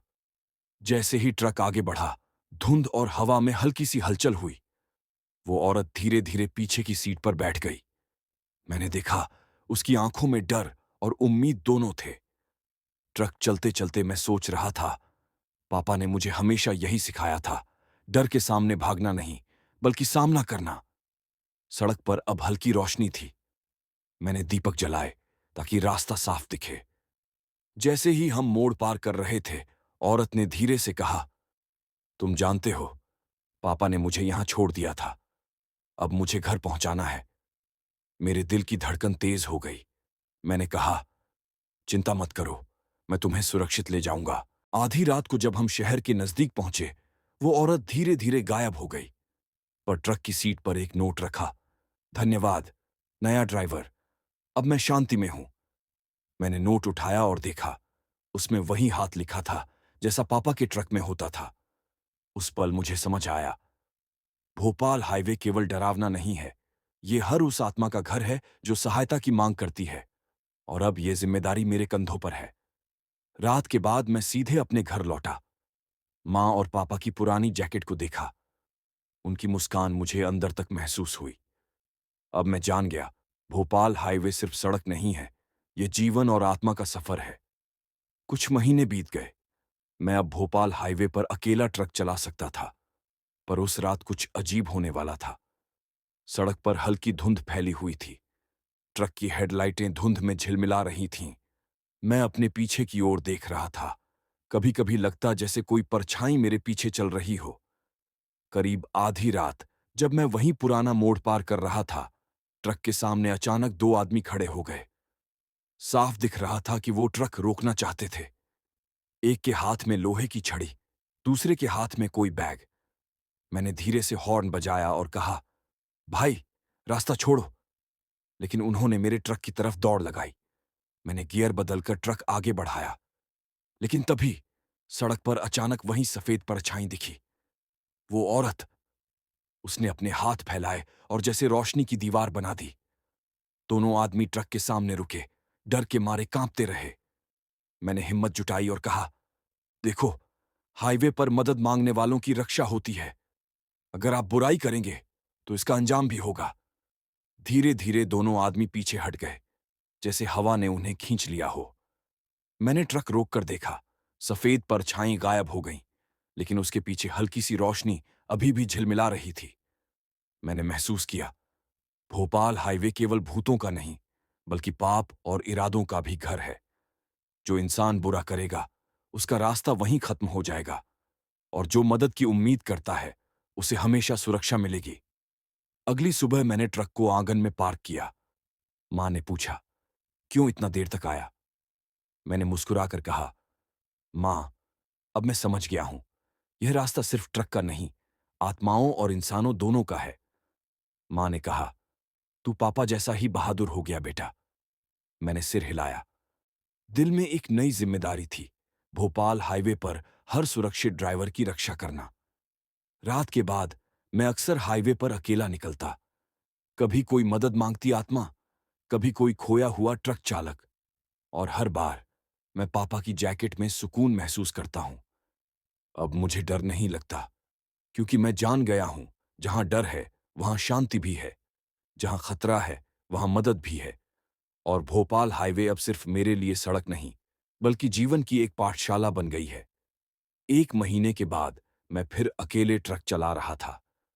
रात के सन्नाटे में रास्ता लंबा और सुनसान लग रहा था। हर मोड़ पर वही पुरानी यादें ताजा हो रही थीं। पापा, हाईवे की परछाइयां और वो डरावनी घटनाएं। करीब आधी रात थी, जब सड़क के बीच अचानक एक ट्रक दिखाई दिया। पुराना, धूल भरा, नंबर प्लेट फीकी। मगर सबसे डरावनी बात, उसकी हेडलाइटें लाल थीं और इंजन से हल्की धुंध निकल रही थी। मैंने गियर धीमा किया। ट्रक मेरे सामने खड़ा था और उसके अंदर कोई ड्राइवर नहीं था। जैसे ही मैंने पास से गुजरने की कोशिश की, ट्रक अचानक आगे बढ़ा। मेरा ट्रक ब्रेक लगाते ही रुका, लेकिन सामने वाले ट्रक ने मेरे ट्रक का रास्ता रोक लिया। दिल की धड़कन तेज हो गई। मैंने धीरे से हॉर्न बजाया, लेकिन कोई जवाब नहीं आया। फिर मेरे पास वही सफेद परछाई आई, पापा की आवाज की जैसी। चिंटू, डर मत। यह ट्रक हर फंसे ड्राइवर की आत्मा को खींच लेता है। अगर तू हिम्मत दिखाएगा तो सुरक्षित रह पाएगा। मेरी आंखें खुली की खुली रह गईं। ट्रक की खिड़की से धुंध में हजारों आंखें झांक रही थीं। हर ड्राइवर की आत्मा फंसी हुई थी। कोई रो रहा था, कोई मदद मांग रहा था। मैंने गहरी सांस ली और धीरे से कहा, मैं तुम्हें सुरक्षित ले जाऊंगा। सफेद परछाई ने मेरे ट्रक के स्टीयरिंग पर हाथ रखा। जैसे जादू हो, सामने वाला ट्रक धीरे धीरे रुक गया। फंसी हुई आत्माएं एक एक करके मेरे ट्रक की केबिन में चली आईं। मैंने गियर बदला और धीरे धीरे हाईवे पर आगे बढ़ा। आधी रात का सफर डरावना था, लेकिन पापा की आवाज हर पल मेरे साथ थी। धैर्य रख बेटा, डर मत, रास्ता तेरा है। करीब 3 घंटे की कठिन मेहनत के बाद मैंने फंसी हुई आत्माओं को सुरक्षित मोड़ तक पहुंचा दिया। वो धीरे धीरे गायब हो गईं और ट्रक का लाल रोशनी वाला वाहन भी धुंध में विलीन हो गया। मेरी सांसों ने राहत ली। ट्रक की सीट पर लिखा था, अब तुमने हाईवे की रक्षा कर ली है बेटा। मैंने समझ लिया, भोपाल हाईवे सिर्फ डर, आत्मा और रहस्य का नहीं, बल्कि बहादुरी और जिम्मेदारी का भी है। और अब यह जिम्मेदारी पूरी तरह मेरी है। कुछ हफ्ते शांति से बीत गए। मैं अब अकेले ट्रक चलाने में माहिर हो गया था। हर मोड़, हर पेड़, हर खड़ी धुंध मेरी जुबानी याद थी। लेकिन एक रात कुछ अजीब होने वाला था। सड़क सुनसान थी, सिर्फ मेरे ट्रक की इंजन की गड़गड़ाहट। रात के करीब 1 बजे के आसपास मैंने देखा, सड़क के बीच 2 आदमी खड़े थे, हाथ में लाठी और कुछ पैकेट। मैंने ट्रक धीमा किया। रात में ये लोग क्या कर रहे हैं? मेरे दिमाग में सवाल उठा। जैसे ही मैं पास गया, उन्होंने मेरे ट्रक को रोकने की कोशिश की। रुक जाओ, अगर पैसा नहीं दोगे, कुछ भी हो सकता है। मैंने जोर से हॉर्न बजाया, लेकिन वे खड़े रहे। मन में डर हुआ, लेकिन मैंने याद किया पापा की बातें। डर इंसान को गिराता है, बहादुरी उसे उठाती है। तभी पीछे से हल्की धुंध उठी।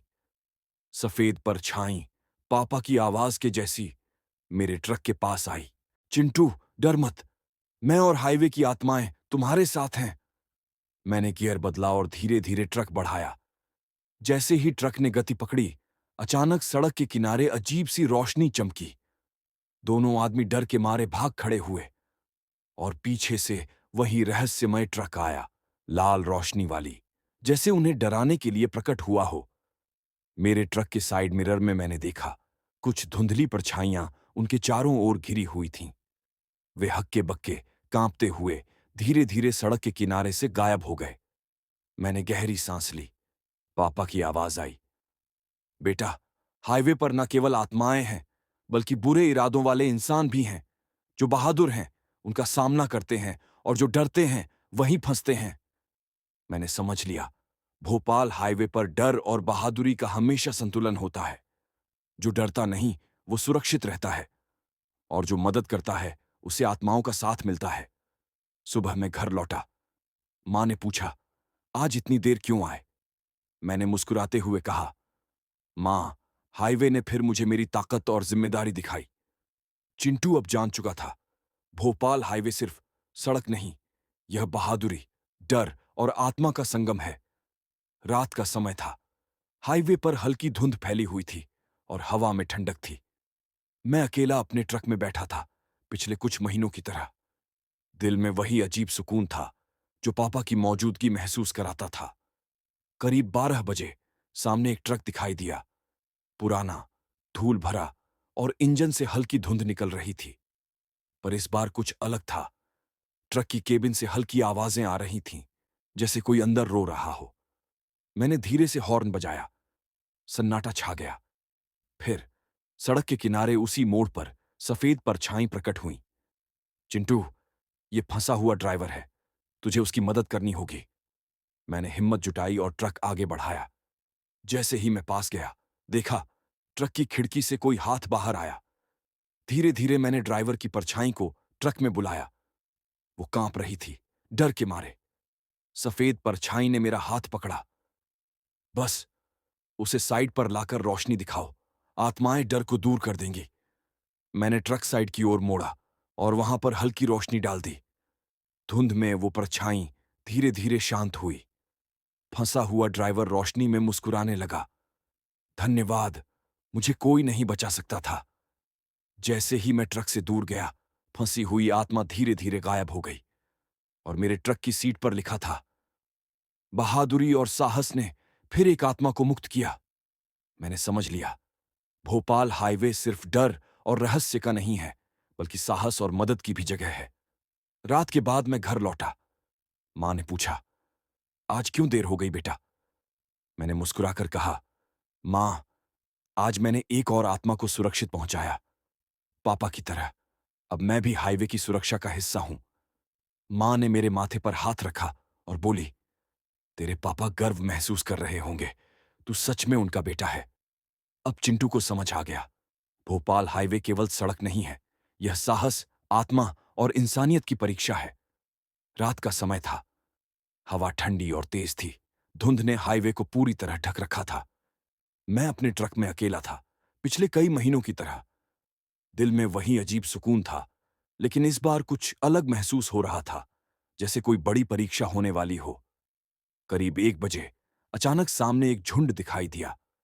सड़क पर कई परछाइयां, सभी ड्राइवरों की आत्माएं फंसी हुई थीं। कोई रो रहा था, कोई मदद की उम्मीद कर रहा था, और बीच बीच में वही लाल रोशनी वाला रहस्यमय ट्रक भी दिखा, जो डर फैलाने आता था। मैंने धीरे से हॉर्न बजाया, लेकिन आवाजें कम नहीं हुईं। दिल जोर जोर से धड़क रहा था। तभी सफेद परछाई प्रकट हुई, पापा की आवाज की जैसी, शांति और शक्ति से भरी हुई। चिंटू, ये सबसे बड़ी चुनौती है। अगर तू डर गया, ये आत्माएं हमेशा फंसी रहेंगी। हिम्मत दिखा और उन्हें सुरक्षित ले आ। मैंने गहरी सांस ली और ट्रक को धीरे धीरे झुंड की ओर बढ़ाया। जैसे ही मेरी रोशनी पास पहुंची, फंसी हुई आत्माएं मेरे ट्रक के चारों तरफ गोल घूमने लगीं। कुछ डर के मारे चीख रहे थे, कुछ हल्की रोशनी की ओर खींच रहे थे। मैंने पापा की सलाह याद की, धैर्य और साहस से काम लो, आत्माओं को समझो, डर को नहीं। मैंने ट्रक की हेडलाइट धीरे धीरे बढ़ाई और झुंड को एक एक करके ट्रक के साइड की रोशनी में ले आया। धीरे धीरे वे शांत होने लगे। लाल रोशनी वाला ट्रक डर पैदा कर रहा था, लेकिन सफेद परछाई ने उसकी शक्ति को रोक दिया।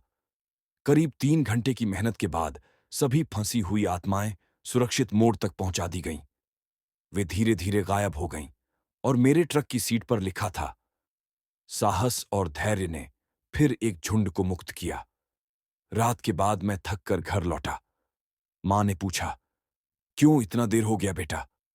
मैंने मुस्कुराकर कहा, मां, आज मैंने एक झुंड आत्माओं को सुरक्षित पहुंचाया, पापा की तरह। अब मैं भी हाईवे का रक्षक हूं।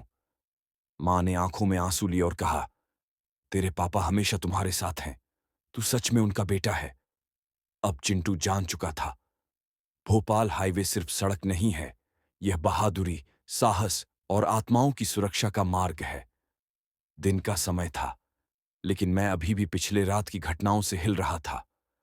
झुंड आत्माओं को सुरक्षित मोड़ तक पहुंचाने के बाद मन में एक सवाल था, क्या उनके परिवार अब भी उन्हें ढूंढ रहे होंगे? मैंने निर्णय लिया कि अब यह जिम्मेदारी मेरी है। हाईवे पर फंसी हुई आत्माओं के पीछे जो इंसान हैं, उनके परिवारों को सच बताना। पहली जगह थी एक छोटा सा गांव, जहां एक ड्राइवर पिछले साल से गायब था। मैंने वहां पहुंचकर परिवार से बात की।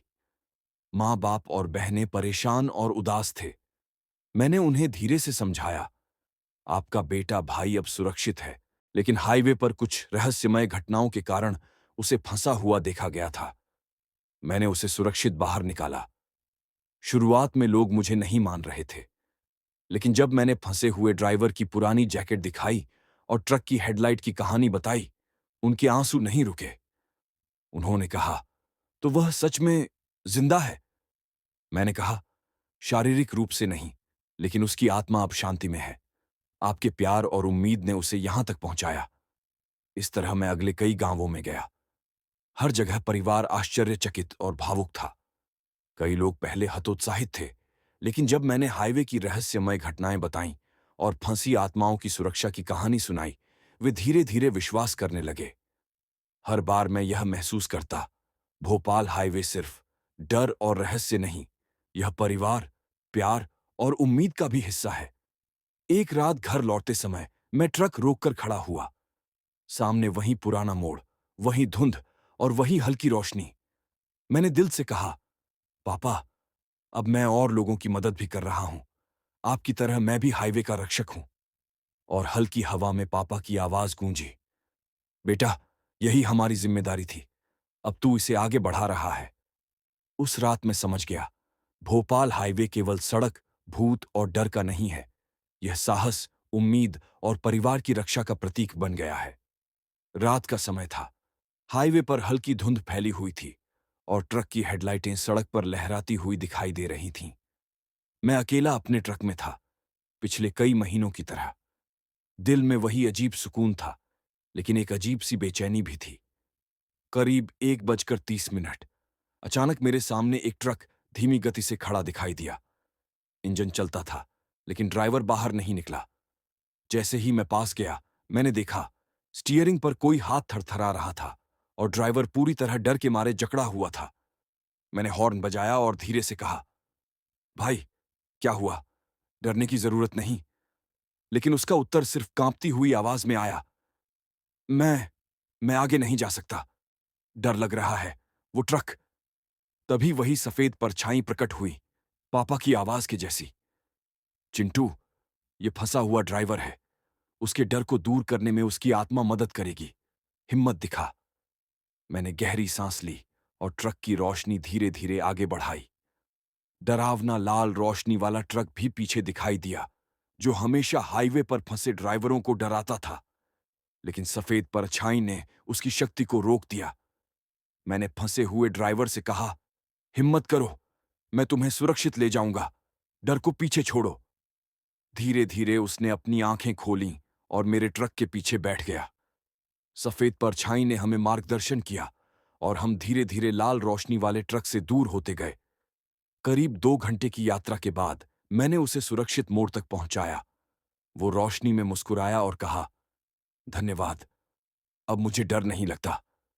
मैंने दिल से कहा, भाई, हाईवे पर डर और साहस हमेशा साथ चलते हैं। अब तू सुरक्षित है। रात के बाद मैं घर लौटा। मां ने पूछा, आज इतना देर क्यों आए बेटा? मैंने मुस्कुराते हुए कहा, मां, आज मैंने एक और ड्राइवर को हाईवे के डर से बाहर निकाला। पापा की तरह मैं अब सच में हाईवे का रक्षक बन चुका हूं।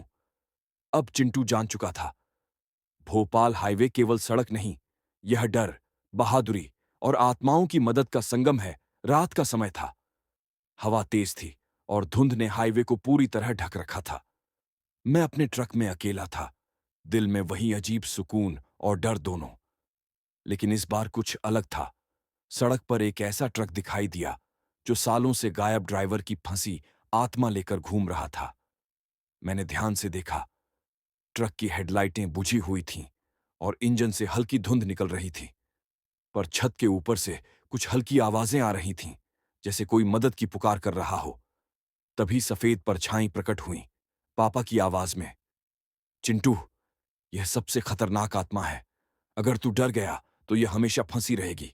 हिम्मत दिखा। मैंने गहरी सांस ली और धीरे धीरे ट्रक के पास बढ़ा। जैसे ही मैं पास गया, लाल रोशनी वाला रहस्यमय ट्रक भी प्रकट हुआ। उसने पीछे से हमला करने की कोशिश की, लेकिन सफेद परछाई ने उसकी शक्ति रोक दी। मैंने ट्रक की साइड रोशनी से फंसी आत्मा को बुलाया। धीरे धीरे उसने मेरा हाथ पकड़ा। सफेद परछाई ने मार्गदर्शन किया और हम लाल रोशनी वाले ट्रक से दूर निकल गए। सफेद रोशनी के साथ आत्मा धीरे धीरे शांत हुई। ट्रक की सीट पर लिखा था, साहस और धैर्य ने एक खोई हुई आत्मा को मुक्त किया। रात के बाद मैं थक कर घर लौटा। मां ने पूछा, आज इतना देर क्यों आए? मैंने मुस्कुराकर कहा, मां, आज मैंने सालों से फंसी हुई एक आत्मा को सुरक्षित पहुंचाया, पापा की तरह। अब मैं पूरी तरह हाईवे का रक्षक हूं। अब चिंटू जान चुका था, भोपाल हाईवे केवल सड़क नहीं, यह डर, बहादुरी और आत्माओं की सुरक्षा का प्रतीक है। रात का समय था। हवा तेज थी और धुंध ने हाईवे को जैसे पूरी तरह निगल लिया था। मैं अपने ट्रक में अकेला था, पिछले कई महीनों की तरह। दिल में वही अजीब सुकून था, लेकिन इस बार कुछ अलग महसूस हो रहा था, जैसे कोई अज्ञात खतरा मेरे सामने आने वाला हो। करीब 12 बजे अचानक सड़क के बीच से एक अंधेरा आकार दिखाई दिया। ट्रक को धीमा किया और करीब से देखा। कोई इंसान नहीं, कोई ड्राइवर नहीं, सिर्फ अंधेरा, जैसे धुंध में जिंदा कुछ छिपा हुआ हो। तभी सफेद परछाई प्रकट हुई, पापा की आवाज में, चिंटू, ये नया खतरा है। ये हाईवे पर डर फैलाने और फंसाने के लिए आता है। अगर तू डर गया तो इसे रोकना मुश्किल होगा। मैंने गहरी सांस ली और अपने ट्रक की हेडलाइट बढ़ाई। अचानक अंधेरे में लाल रोशनी और ठंडी हवा फैल गई। मेरे चारों तरफ झुंड की तरह अजीब शैडोज घूमने लगे। वे मेरे ट्रक के सामने आने लगे, डर पैदा कर रहे थे। धैर्य और आत्माओं का भरोसा रख बेटा, डर को सामना कर, भागना नहीं। मैंने ट्रक आगे बढ़ाया और धीरे धीरे उन अंधेरों के बीच सफेद रोशनी डाली। फंसे हुए डर और शैडोज धीरे धीरे शांत होने लगे। सफेद परछाई ने मेरी मदद की और अंत में अज्ञात खतरा गायब हो गया। रात के बाद मैं थक कर घर लौटा। मां ने पूछा, क्यों इतना देर हो गया बेटा? मैंने मुस्कुराकर कहा, मां, आज मैंने हाईवे पर एक नया खतरा रोक दिया, पापा की तरह। अब मैं पूरी तरह से हाईवे का रक्षक हूं। अब चिंटू जान चुका था, भोपाल हाईवे सिर्फ सड़क नहीं, यह डर, बहादुरी और आत्माओं का संगम है, और हर खतरे का सामना करना इसकी जिम्मेदारी है। रात का समय था, धुंध घनी थी और सड़क पर केवल मेरे ट्रक की हेडलाइटें झिलमिला रही थीं। दिल में वही अजीब सुकून था, लेकिन इस बार कुछ हल्की सी चिंता भी थी, जैसे कोई कमजोर आत्मा मदद के लिए मुझसे पूछ रही हो। करीब 12:30 मैंने देखा, सड़क के किनारे एक छोटी सी परछाई झूल रही थी। शुरुआत में मैं समझ नहीं पाया कि यह क्या है। धीरे धीरे वह आकार ले रही थी। एक बच्चा, आंखों में डर और मदद की पुकार, हाथ में टूटा हुआ खिलौना। सफेद परछाई पापा की आवाज में मेरे पास आई। चिंटू, यह बच्चा पिछले साल हाईवे पर खो गया था। उसे डर और अकेलेपन से बाहर निकालना तुझे है, लेकिन ध्यान रख, यह सबसे नाजुक आत्मा है। मैंने ट्रक धीरे धीरे रोका और साइड की रोशनी से बच्ची की आत्मा को बुलाया। वो डर के मारे पीछे हट रही थी। मैंने उसे धीरे धीरे ट्रक के अंदर बुलाया और कहा, डर मत, मैं तुम्हें सुरक्षित ले जाऊंगा। सफेद परछाई ने मेरी मदद की और हम बच्चे को धीरे धीरे हाईवे के सुरक्षित मोड़ तक ले गए। धुंध में लाल रोशनी वाला रहस्यमय ट्रक भी दिखाई दिया, लेकिन सफेद परछाई ने उसकी शक्ति रोक दी। बच्ची की आत्मा धीरे धीरे शांत हुई। उसके हाथ से टूटा खिलौना धीरे धीरे चमकने लगा। ट्रक की सीट पर लिखा था, साहस और प्यार ने एक नाजुक आत्मा को सुरक्षित किया। रात के बाद मैं घर लौटा। मां ने पूछा, आज इतनी देर क्यों आए बेटा? मैंने मुस्कुराकर कहा, मां, आज मैंने हाईवे पर एक बच्चे की आत्मा को सुरक्षित पहुंचाया। पापा की तरह मैं अब सच में हाईवे का रक्षक हूं। अब चिंटू समझ चुका था, भोपाल हाईवे सिर्फ सड़क और डर का नहीं, बल्कि नाजुक आत्माओं की सुरक्षा और प्यार का प्रतीक भी है। रात का समय था और धुंध इतनी घनी थी कि सड़क के किनारे खड़े पेड़ भी मुश्किल से दिखाई दे रहे थे। मैं अपने ट्रक में अकेला था, लेकिन दिल में वही अजीब सुकून था। लेकिन इस बार कुछ अलग था। हवा में एक अजीब सा कानफोड़ू सन्नाटा और दूर कहीं रोने और चिल्लाने की आवाजें आ रही थीं।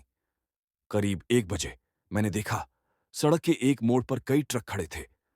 ड्राइवर बाहर नहीं थे, सिर्फ परछाइयां घूम रही थीं, डर और हताशा से भरी हुई, जैसे उनका डर हवा में घुला हुआ हो। सफेद परछाई पापा की आवाज में मेरे पास आई, चिंटू, यह सबसे चुनौतीपूर्ण काम है। यहां कई ड्राइवर फंसे हुए हैं। हिम्मत दिखा और उन्हें सुरक्षित ले आ। मैंने गहरी सांस ली और ट्रक धीरे धीरे उनके पास बढ़ाया। फंसे हुए ड्राइवर डर के मारे इधर उधर भाग रहे थे। लाल रोशनी वाला रहस्यमय ट्रक भी पीछे से हमला करने आया, लेकिन सफेद परछाई ने उसकी शक्ति को रोक दिया। मैंने अपने ट्रक की रोशनी और हॉर्न का इस्तेमाल किया, फंसे ड्राइवरों को शांत किया और धीरे धीरे उन्हें एक सुरक्षित मोड़ तक पहुंचाया। कुछ आत्माएं डर और रोशनी में गाइड की मदद से धीरे धीरे शांति में चली गईं। करीब 3 घंटे की मेहनत के बाद सभी फंसे हुए ड्राइवर सुरक्षित हो गए। ट्रक की सीट पर लिखा था, साहस, धैर्य और मदद ने एक समूह को बचा लिया। रात के बाद मैं थक कर घर लौटा।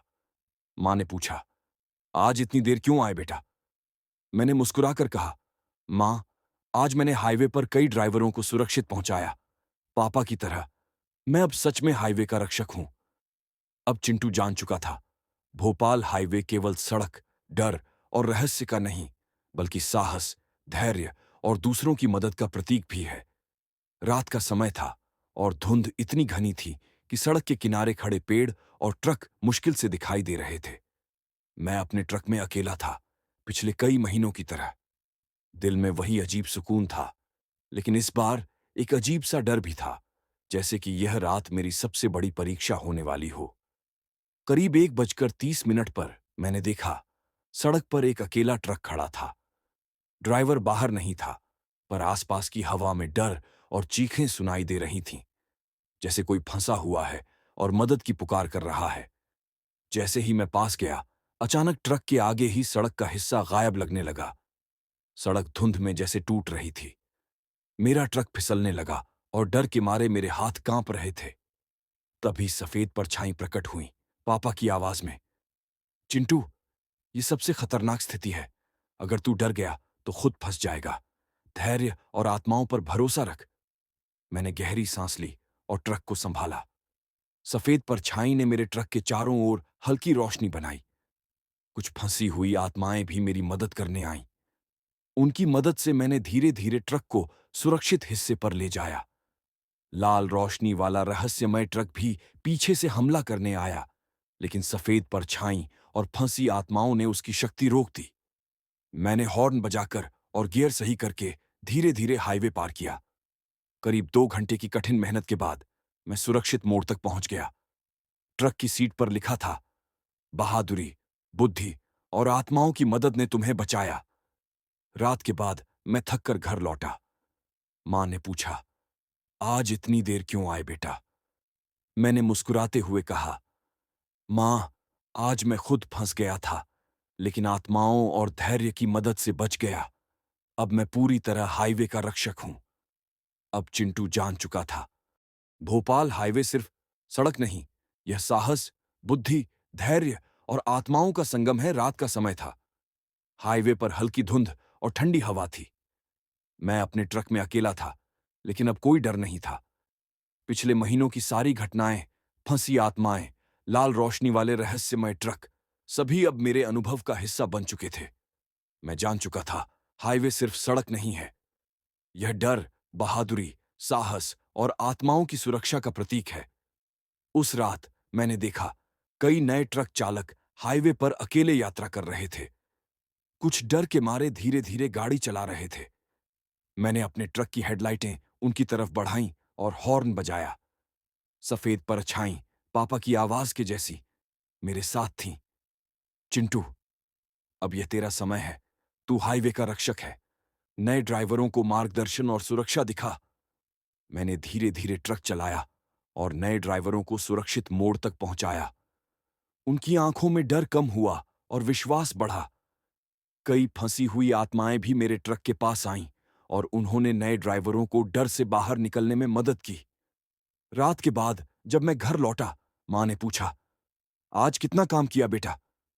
मैंने मुस्कुराकर कहा, मां, अब हाईवे केवल मेरा नहीं, बल्कि हर ड्राइवर का सुरक्षित मार्ग है। पापा की तरह मैं भी इसका रक्षक हूं। भोपाल हाईवे अब सिर्फ डर और रहस्य की जगह नहीं थी। यह बहादुरी, आत्माओं की सुरक्षा, धैर्य और दूसरों की मदद का प्रतीक बन गया था।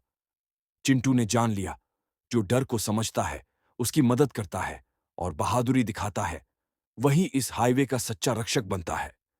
और इस तरह मैं, चिंटू, हाईवे पर आने वाले हर ड्राइवर की सुरक्षा करता हुआ, अपने पापा की सीख और आत्माओं के मार्गदर्शन के साथ भोपाल हाईवे का सच्चा रक्षक बन